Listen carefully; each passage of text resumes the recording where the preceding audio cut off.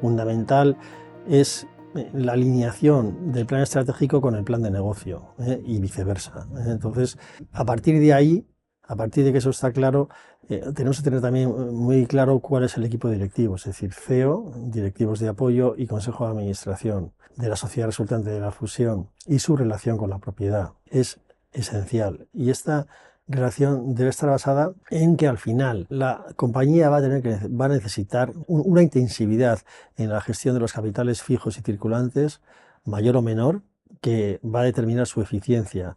Es decir, al final el beneficio o rentabilidad que va a generar la compañía va a requerir de una mayor o menor intensividad en la gestión de los capitales fijos y circulantes. Ojo, porque a veces los circulantes son bastante más intensivos que los fijos. Al final lo que mucha gente prevé, entiende, tiene miedo incluso, una empresa requiere mucha inversión en maquinaria, etcétera. Mucha gente no calcula bien la inversión que requieren capitales circulantes, hay clientes, proveedores, almacén, etcétera.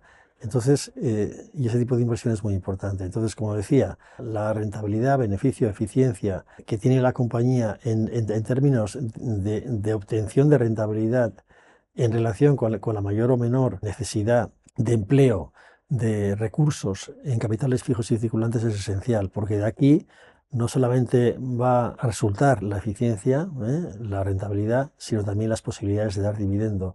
Por ello, esta es la clave en la relación entre el Consejo de Administración y la propiedad.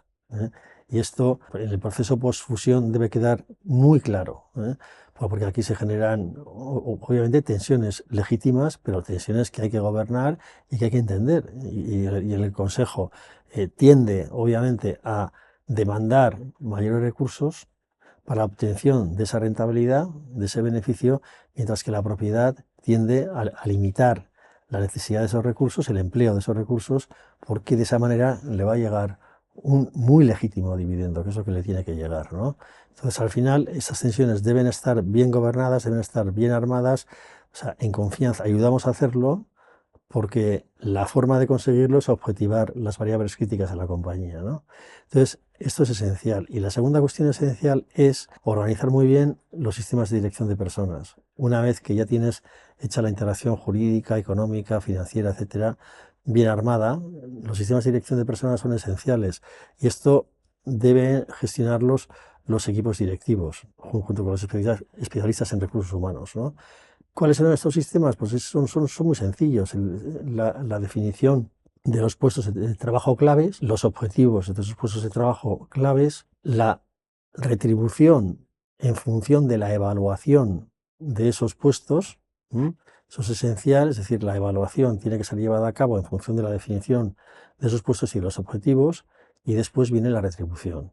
Una vez que esto está bien armado, hay que establecer planes de formación para que los directivos vayan mejorando y establecer unos adecuados cauces de comunicación para que estos sistemas fluyan bien, ¿no?